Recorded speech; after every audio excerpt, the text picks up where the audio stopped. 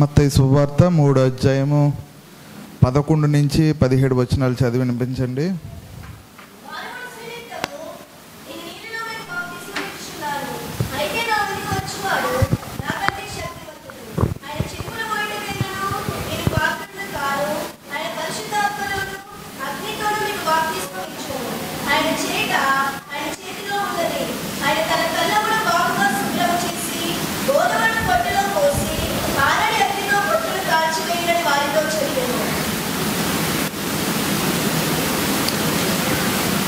చదవండి 17వ వచనం వరకు.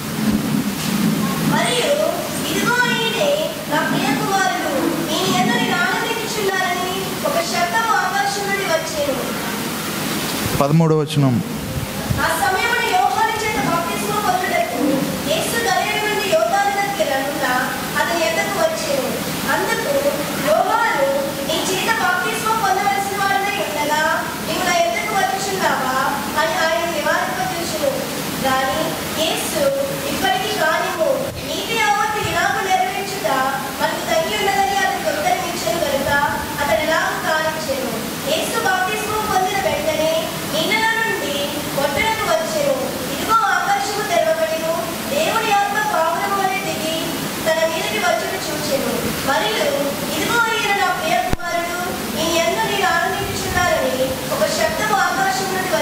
దేవునికి స్తోత్రం, హల్లెలూయా. ఒకసారి ప్రభువుకి మంచి స్తోత్రాలు ఆరోపిస్తారా? దేవునికి స్తోత్రం. ఎంతమంది మొదటి ఆదివారం అన్న దేవుని సన్నిధిలో ఉండడానికి ఆనందిస్తున్నారు? ఎంతమంది సంతోషిస్తున్నారు? ఎంతమంది ఇది గొప్ప భాగ్యంగా ఆనందిస్తున్నారు? ఒకసారి గట్టిగా చప్పట్లు కొట్టి ఆ దేవుడిని నామాన్ని మహింపరచండి, ఘనపరచండి, స్తుతించండి. దేవునికి స్తోత్రం. ఒక అద్భుతమైన అవకాశాన్ని ప్రభు మనకి ఇచ్చి ఉన్నాడు. ఒక అద్భుతమైన తరుణంలోకి మనందరినీ నడిపిస్తున్నాడు. విస్మయం పొందే వింతలు అనే శీర్షికన యేసుక్రీస్తు ప్రభు వారు శరీరధారిగా ఉన్న సమయాలలో ఆయన చేసిన వింతలు, అద్భుతాలు, ఆశ్చర్య కార్యాల గురించి గత సంవత్సరంగా మనం మాట్లాడుకుంటూ వస్తున్నాం. ఈరోజు ఒక ప్రాముఖ్యమైన సంఘటన, ఒక చారిత్రాత్మకమైన సంఘటన. ఒక్క మాటలో చెప్పాలంటే కొత్త నిబంధనకు సంబంధించిన ఆరంభం, ఒక ఆరంభ సూత్రం, కొత్త నిబంధనకు పునాదిని వేసిన సంఘటన, ఒక నూతనమైన సంఘం ఆవిర్భవించడానికి కారణమైన సంఘటన, సాధారణమైన మానవుడు దేవుని చెంతకు చేరడానికి అద్భుతమైన అవకాశాన్ని కల్పించిన సంఘటన ఈరోజు మనం ధ్యానించబోతున్నాం. ఎంతమంది ఆశతో ఉన్నారు? ఒకసారి చేతులు లేపుతారా? దేవునికి స్తోత్రం, హల్లెలూయా. దానికంటే ముందుగా ఒక్క మాటను మీకు చెప్పాలని నేను ఆశపడుతున్నాను. ఒక ల్యాబ్ ఎక్స్పెరిమెంట్ జరుగుతుందట. చాలామంది సైన్స్ స్టూడెంట్స్ తెలుస్తుంది. ఒక ల్యాబ్ ఎక్స్పెరిమెంట్ జరుగుతుందట. సైన్స్ ల్యాబ్ తెలుసు కదండి, ప్రయోగాత్మకశాల. ఆ ప్రయోగాత్మకశాలకు వెళ్ళినప్పుడు చాలామంది స్టూడెంట్స్ వచ్చారు. ఆ లెక్చరర్ కూడా రెడీగా ఉన్నారు. ఆయన ఏం చెప్పాడంటే ఒక యూరిన్ సంబంధించిన బ్యాగ్ తీసుకొని రండి అని అడిగాడు. తెలుగులో చెప్పాలంటే ఉచ్చ ప్యాకెట్ తీసుకొని రండి అని అడిగాడు.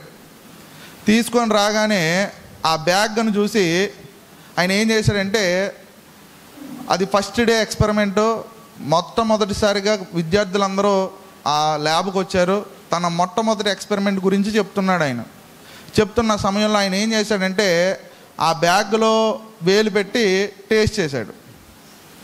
అదే పనిని అక్కడున్న విద్యార్థులందరినీ కూడా చేయమన్నాడు. ఆ విద్యార్థులందరూ ఎంతగానో భయపడిపోయి, చిరాకు పడిపోయి, వామిటింగ్ చేసుకునే పరిస్థితికి వచ్చారు. ఏదైతేనే ల్యాబ్ మార్క్స్ చాలా ఇంపార్టెంట్. ఖచ్చితంగా ఆ ల్యాబ్కి సంబంధించిన లెక్చరర్ని ఇంప్రెస్ చేయాలని వాళ్ళందరూ ఏం చేశారంటే ఒకరొకరిగా ఆ ప్యాకెట్ని టేస్ట్ చేశారు. అయితే లాస్ట్లో లెక్చరర్ లేచి ఏమంటున్నాడంటే, మీరు మొట్టమొదటిసారి ఈ ప్రయోగాత్మక శాలకు వచ్చారు, మీకన్నిటికంటే ముందుగా ఉండవలసింది ఏంటంటే అబ్జర్వేషన్, నిశితమైన పరిశీలన. అవును, నేను టేస్ట్ చేయమన్నా నిజమే. నేను టేస్ట్ చేసేటప్పుడు ఏం చేశానంటే నా చూపుడు వేలు పెట్టి నా మధ్య వేలుని టేస్ట్ చేశాను. వాళ్ళు ఏం పరిశీలించలేదు. మాస్టరు చూపుడు వేలు పెట్టి మధ్య వేలుతో టేస్ట్ చేసాడు అన్నది ఎవరు పసిగట్టలేకపోయారు? విద్యార్థులు పసిగట్టలేకపోయారు. ఈరోజు దేవుని సన్నిధిలో ఉన్న మీరు ప్రతిదాన్ని ఏం చేయాలంటే నిశితముగా పరిశీలన చేయాలి. దేవునికి స్తోత్రం చెప్పండి ఒకసారి. ఎక్కడో మీ మనస్సును ఉంచుకోకుండా, మీ మధులను ఎక్కడికెక్కడికో పంపించకుండా మనిషి ఎక్కడా మనసు ఎక్కడో అన్నట్టు ఉండకుండా దేవుని సన్నిధిలో ప్రాణాత్మ దేహాలతో దేవుని సన్నిధిలో కూర్చున్న మీరందరూ పరిశీలనతో దేవుని సన్నిధిలో ఉండండి. దేవునికి స్తోత్రం. ఎందుకంటే పరిశీలన అనేది చాలా ప్రాముఖ్యమైన విషయం సుమి. పరిశీలించాలి, నిశ్చితమైన పరిశీలన ఉండాలి.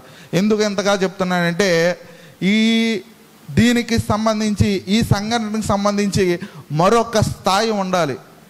ఈరోజు మనం ధ్యానించే అంశం ఆత్మీయ పరిమాణ క్రమం. మీ అందరికీ తెలుసు, పరిమాణం అంటే చాలామంది డార్విన్ సిద్ధాంతం గురించి చెప్తారు. మానవ పరిమాణ క్రమాన్ని, కోతి నుంచి మనిషి ఎలా పరిమాణం చెందాడు అంటే, ఒక స్థాయిలో ఉన్న వ్యక్తి వేరొక అత్యున్నతమైన స్థాయికి రావడాన్ని ఏమంటారంటే పరిమాణ క్రమం అంటారు. ఇక్కడ ఆత్మీయ పరిమాణం ఎలా జరిగింది, ఈ పరిణామ క్రమం ఏ విధంగా జరిగింది అనేది ఈరోజు మనం ధ్యానించబోతున్నాం. అన్నిటికంటే ముఖ్యమైన అంశం ఏంటంటే యేసుక్రీస్తు ప్రభువుకి సంబంధించిన ఎలివేషన్. అది నన్ను ఎంతగానో ఆకర్షించింది.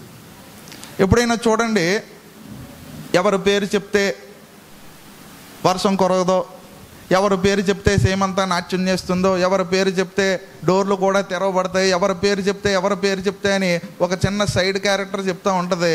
అక్కడ ఏమవుతుందంటే అయ్యి బాబాయ్ ఇతను ఇంత పెద్దవాడా అని మనం ఫీల్ అవుతాం. అవునా కాదండి? ఎవరి గురించి అయినా వివరించేటప్పుడు వాళ్ళ గురించి పక్క వాళ్ళు చెప్తూ ఉంటే అది ఎంతగానో ఎలివేట్ చేస్తూ ఉంటుంది. ఈరోజు యేసుక్రీస్తుకు ప్రభువుకు సంబంధించిన ఆ పరిచయం, ఆ వాక్కు, అది ఎవరు చేస్తున్నారంటే బాప్తీసమిచ్చి యోహాను చేస్తున్నాడు. బాప్తీసమిచ్చి యోహాను యొక్క జీవితాన్ని మీరు పరిశీలన చేస్తే అతడు జకర్యాకి కుమారుడిగా పుట్టాడు. జకర్యా ఎవరంటే ఒక ప్రత్యక్షపు గుడారంలో దైవజనుడు లాంటి వాడు, ఒక యాజకుడు. అయితే ఒక యాజకుల కుటుంబంలో పుట్టి పాత నిబంధన గ్రంథంలో ఉన్న క్రతువులన్నింటినీ చేస్తున్న ఆచార్యబద్ధమైన ఒక సాంప్రదాయమైన కుటుంబంలో పుట్టాడు బాప్తీసమిచ్చి యోహాను. అయితే అతడు జన్మరీత్యా యాజకుల కుటుంబంలో పుట్టినప్పటికీ తన సేవా విధానం అంతా చాలా వ్యత్యాసంగా ఉంది. యాక్చువల్గా బాప్తీసమిచ్చే యోహాను ఎలాంటి సేవ చేయాలంటే ప్రత్యక్ష గుడారంలో సంబంధించిన సేవ చేస్తూ ఉండాలి. అంటే దీపస్తంభాన్ని వెలిగిస్తూ ఉండాలి, ధూపవేదికను సవరిస్తూ ఉండాలి, సముఖపు రొట్టెల బల సేవను చేస్తూ ఉండాలి, తర్వాత బలును అర్పిస్తూ ఉండాలి, శుద్ధీకరణ ఆచార కార్యక్రమాలన్నింటినీ చేస్తూ ఉండాలి, దేవుని మందిర సేవను అంతటినీ చేస్తూ ఉండాలి. కానీ దానికి విరుద్ధంగా, దానికి చాలా వ్యత్యాసంగా బాప్తిస్మిచ్చే యోహాను యొక్క సేవ అంతా చాలా విరుద్ధంగా, విడ్డూరంగా అనిపిస్తుంది. అతడు వస్త్రధారణ, ఒంటెలకు సంబంధించిన వస్త్రధారణ ధరిస్తాడు, ఒక తోలు దట్టిని ధరిస్తాడు, అతడు మిడతలను తేనెను తింటూ ఉంటాడు. అతడు ఎక్కడ బ్రతుకుతున్నాడంటే అరణ్య ప్రాంతంలో బ్రతుకుతున్నాడట. దేవునికి స్తోత్రం. చాలామందికి ప్లాట్ఫామ్ ఉండదు, చాలామందికి స్టేజ్ ఉండదు, చాలామందికి మైక్ సెట్లు ఉండవు, చాలామంది ఒంటరిగా తమ సేవను ప్రారంభిస్తూ ఉంటారు. కానీ ఒంటరిగా వారి సేవను ప్రారంభించిన వారి జీవితంలో దేవుని చిత్తం ఏదైతే ఉందో అది తెలుసుకోగలిగితే అరణ్య ప్రాంతంలో ఉన్నా సరే వారి సేవకు ఏమాత్రం కొదవ ఉండదు, లోటు ఉండదు, ఇబ్బంది ఉండదు, ఏ తెగులు వారిని సమీపించదు, ఎటువంటి లేమి వారికి కలగదు. దేవునికి స్తోత్రం. నువ్వు ఎక్కడో మారుమూల పల్లెటూరులో సేవ చేస్తున్నావు నువ్వు అనుకుంటున్నావు, ఎక్కడో కొండ ప్రాంతాల్లో సేవ చేస్తున్నానని నువ్వు అనుకుంటున్నావు, ఎక్కడ జనం రాని ప్రాంతంలో సేవ చేస్తున్నావు నువ్వు అనుకుంటున్నావు. కానీ నీ ఎడల దేవుని చిత్తం ఏంటో నువ్వు తెలుసుకోగలిగితే, నీ సేవ ఎడల దేవుని యొక్క ప్రణాళిక ఏంటో నువ్వు తెలుసుకోగలిగితే, నువ్వు అరణ్య ప్రాంతంలో ఉన్నా సరే నీ వాక్కును వినడానికి పట్టణాల నుంచి, పల్లెల నుంచి, గ్రామాల నుంచి జనులు తండోపతండాలుగా నీ వద్దకు వస్తారు. అది నీలో ఉన్న దాగి ఉన్న అభిషేకం అని ఈరోజు నేను ప్రకటిస్తున్నాను. దేవునికి స్తోత్రం. బాప్తిస్మిచ్చు యోహానికి పేరు లేదు, బాప్తిస్మిచ్చు యోహానికి పెద్దగా పలుకుబడి లేదు. బాప్తిస్మిచ్చు యోహానుని ఈ పాత నిబంధన గ్రంథానికి సంబంధించిన క్రతువుల్లో ఏమాత్రం ఇన్వాల్వ్ చేయట్లేదు. పరిచయులు పట్టించుకోవట్లేదు, సద్దుకాయలు పట్టించుకోవట్లేదు, అతనికి సంబంధించిన ధర్మశాస్త్ర యజమానులు కానీ యాజకులు కానీ అతను ఏమాత్రం పట్టించుకోకపోయినా అతడు ఎవరి సేవలో ఉన్నాడంటే, అతడు ఎవరి బోధలో ఉన్నాడంటే దేవుని యొక్క బోధలో ఆత్మశక్తిని కలిగి మారు మనస్సుని గురించి బోధిస్తున్నాడు. దేవునికి స్తోత్రం. ఎంత అద్భుతమైన బోధ ఆయనది. పరలోక రాజ్యం సమీపంగా ఉంది, అందరూ మారు మనస్సు పొందండి. ఒక కొత్త బోధతో, ఒక కొత్త ఉజ్జీవంతో, ఒక కొత్త ఉత్తేజంతో అతడు తన సేవను ముందుకు తీసుకొని వెళ్తున్నాడు. బాప్తిస్మిచ్చు యోహాను ఎలాంటి వాడంటే ఆ దినముల్లో ఒక రెబల్ లాంటి వాడు, ఒక రాడికల్. ఒక తిరుగుబాటుదారుడు లాంటి వాడు, ఒక ఉగ్రవాది లాంటి వాడు, ఒక తీవ్రవాది లాంటి వాడు, ఒక నక్సలైట్ లాంటి వాడు క్రిస్టియన్స్ చెప్పాలంటే.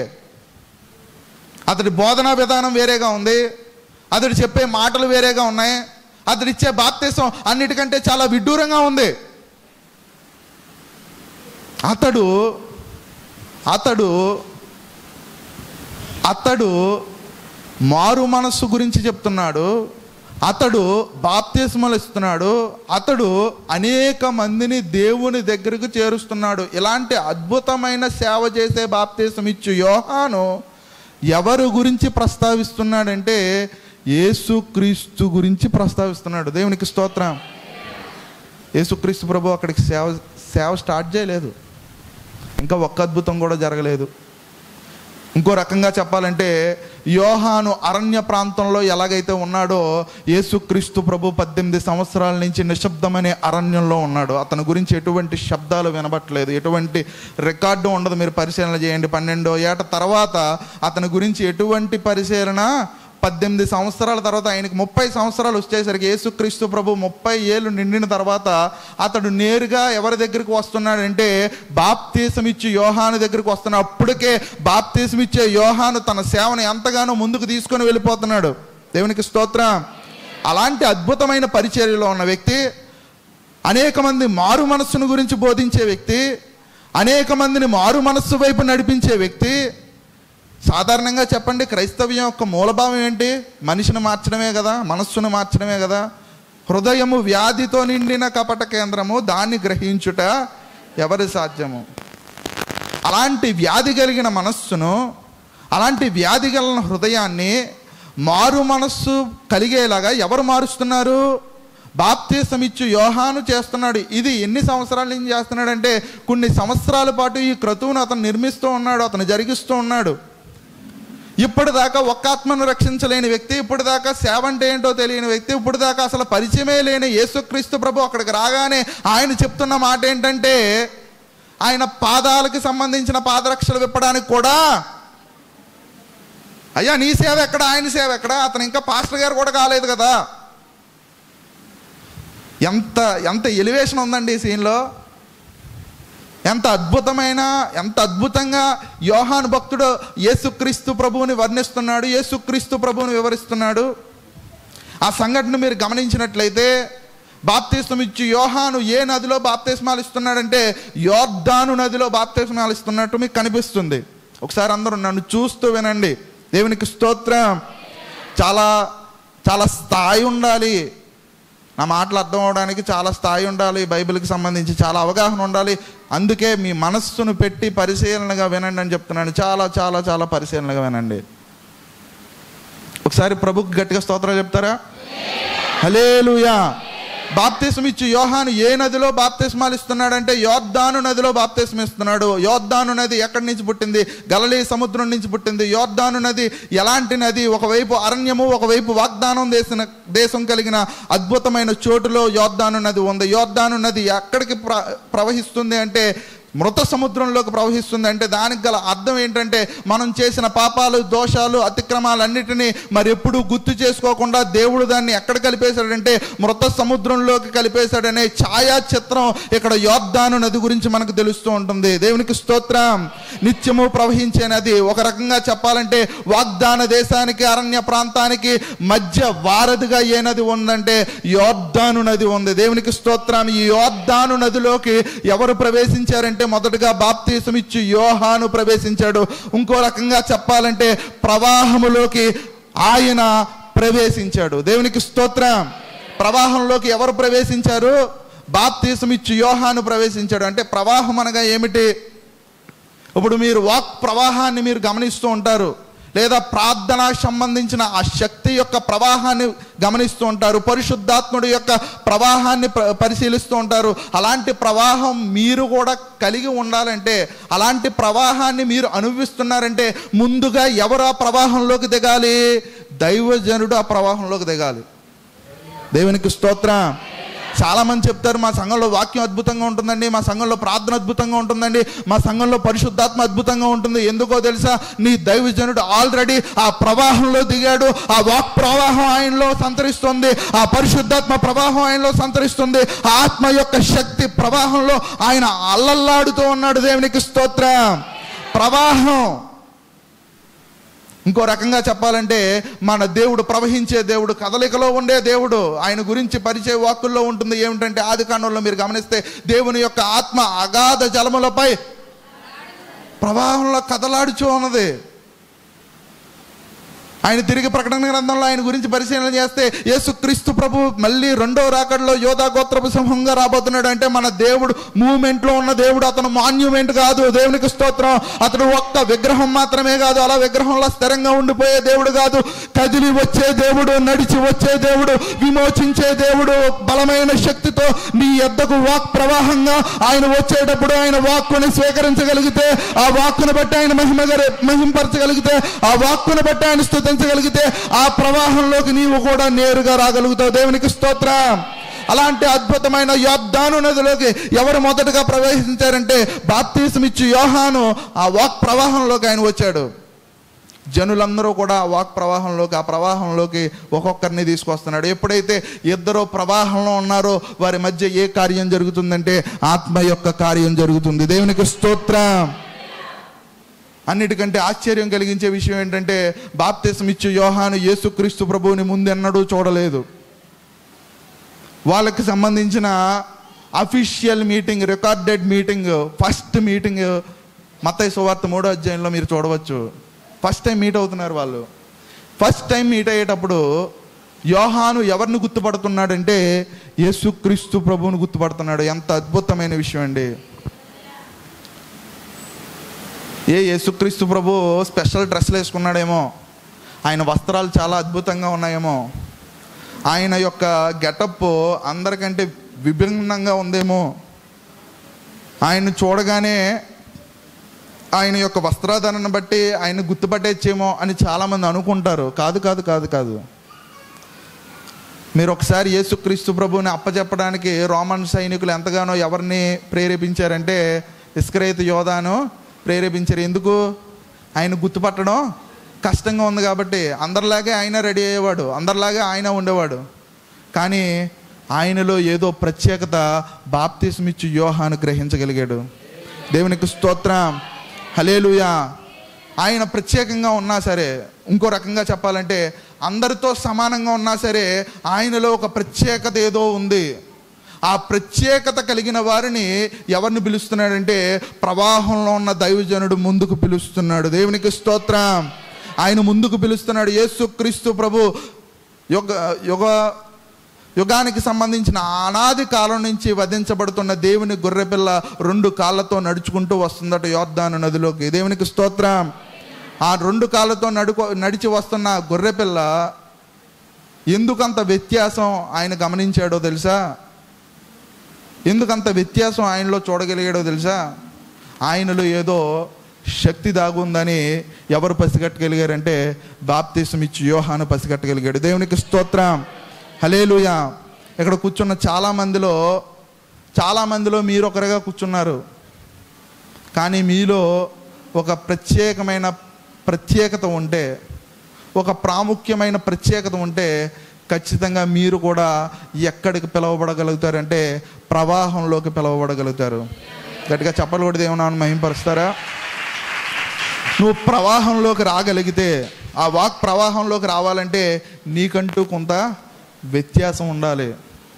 గుంపులో గోవిందా, నలుగురితో నారాయణ, కులంతో గోవిందా ఇలాంటివి కాకుండా నీలో ఒక ప్రత్యేకత ఉంటే నువ్వు ఎక్కడికి రాగలుగుతావు అంటే ఒక అద్భుతమైన ప్రవాహంలోకి దేవుడు నిన్ను ఈరోజు ఆహ్వానిస్తున్నాడు. ప్రవాహంలోకి. అందరితో సమానంగానే ఉన్నాడు యేసుక్రీస్తు ప్రభు. అందరి వస్త్రధారణతో సమానంగా ఉంది ఆయన వస్త్రధారణ. ఆయన మాట, ఆయన తీరు, ఆయన ప్రవర్తన అందరితో పాటు సమానంగా ఉంది. కానీ ఆయనలో ఏదో ప్రత్యేకత బాప్తిస్మిచ్చు యోహానుని ఎంతగానో ప్రభావితం చేస్తుంది. ఒక ప్రత్యేకమైన వరాన్ని పొందుకో దేవుని యొద్ద నుంచి. 10 సంవత్సరాల నుంచి సన్నిధికి వస్తున్నావు, 15 సంవత్సరాల నుంచి సన్నిధికి వస్తున్నావు, 20 సంవత్సరాల నుంచి సన్నిధికి వస్తున్నావు. ఒక ప్రేమ అనే ప్రత్యేకత, ఒక శాంతి అనే ప్రత్యేకత, ఒక ఓర్పు అనే ప్రత్యేకత, ఒక సహనం అనే ప్రత్యేకత, అందరినీ ప్రేమించే తత్వం, నశించిపోతున్న ఆత్మల పట్ల భారం, ఏదో ఒక ప్రత్యేకతను నువ్వు కలిగి ఉంటే ప్రవాహంలోకి దేవుడు నిన్నే ఆహ్వానిస్తాడు. దేవునికి స్తోత్రం. ఏ ప్రత్యేకత ఉంది నీలో? అందరి నుంచి ప్రత్యేకించబడే అంశం ఏదైనా ఉందా నీకు? ఒకసారి నిన్ను నువ్వే పరిశీలించుకో. అందరితో సమానంగా బతికేస్తున్నావా? ప్రత్యేకత ఉంటే దైవజనుడు కూడా గుర్తించలేకపోవచ్చు, కానీ దేవుడు గుర్తిస్తాడు. దేవునికి స్తోత్రం.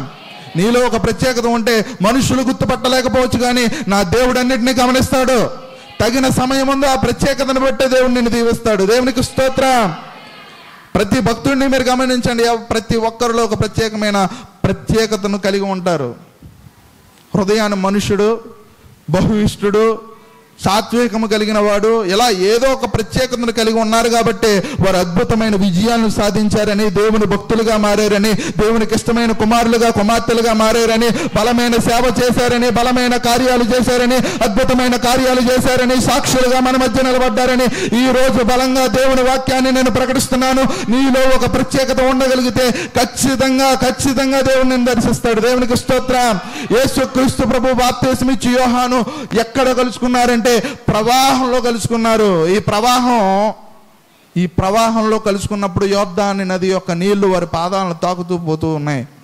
ఈ సంఘటన ఎప్పుడో జరిగిందన్నట్టు నాకు అనిపిస్తూ ఉంది. ఈ సమయంలో వాళ్ళిద్దరి మధ్య ఏం జరుగుతుందంటే కాసేపట్లో ఆత్మకార్యం జరగబోతుంది. దేవునికి స్తోత్రం. ఆత్మకార్యాన్ని పరిశీలించే ముందు వీళ్ళిద్దరూ ఎక్కడ ఉన్నారు? నీటిలో ఉన్నారు. నీరంటే ఒక ప్రవాహంలో ఉన్నారు. యేసుక్రీస్తు ప్రభు మరియ కడుపులో పడగానే ఎలిజబెత్ దగ్గరికి మరి రాగానే ఎలిజబెత్ మరి యొక్క వందనం వినగానే ఎలిజబెత్ గర్భంలో ఉన్న శిశువు ఏం చేశాడట? ఏం చేశాడు అంటే యేసుక్రీస్తు ప్రభు లిక్విడ్లో ఉన్నాడు, అంటే ఆ ఉమ్మ నీరులో ఉన్నాడు. బాప్తిస్మిచ్చి యోహాను ఆ ఉమ్మ నీరులో ఉన్నాడు. వీళ్ళిద్దరూ ప్రవాహంలో ఉన్నప్పుడు వీళ్ళిద్దరూ మొదటిగా కలుసుకుంది ఇప్పుడే కాదు, కడుపులో ఉండగానే వీళ్ళిద్దరూ ఒకరినొకరు కలుసుకోగానే మరియే విన్న ఆ వాక్కును బట్టి కడుపులో ఉన్న శిశువు ఏం చేస్తుందట? గంతులు వేస్తుందట. వెంటనే ఎలిజబెత్ మీదకి పరిశుద్ధాత్ముడు దిగి వచ్చాడట. దేవునికి స్తోత్రం. ఒక ప్రవాహంలోకి ఇద్దరు రాగలిగితే ఖచ్చితమైన ఆత్మకార్యం అక్కడ జరుగుతుంది. ఒక అద్భుతమైన కార్యం జరిగింది అక్కడ. ఒక అద్భుతమైన వింత జరిగింది అక్కడ. ఏం జరిగిందంటే, ఇదిగో నేను నీటిలో బాప్తిసం ఇస్తున్నాను, కానీ నా తర్వాత వచ్చేవాడు పరిశుద్ధాత్మలో అగ్నిలో మీకు బాప్తిసం ఇవ్వడానికి సిద్ధంగా ఉన్నాడు. ఆయన పాదరక్షణను కూడా విప్పడానికి నేను సరిపోను. అలాంటి అద్భుతమైన వ్యక్తి, అలాంటి అద్భుతమైన దైవజనుడు వీళ్ళిద్దరూ కలిసి ఎక్కడ కలుసుకున్నారంటే ఒక ప్రవాహంలో కలుసుకున్నారు. వెంటనే, అయ్యా నీవు నాకు బాప్తిసం ఇవ్వాలి, నేను నీకు ఇవ్వడం ఏంటి? ఒకసారి చదవండి ఆ మాటలో.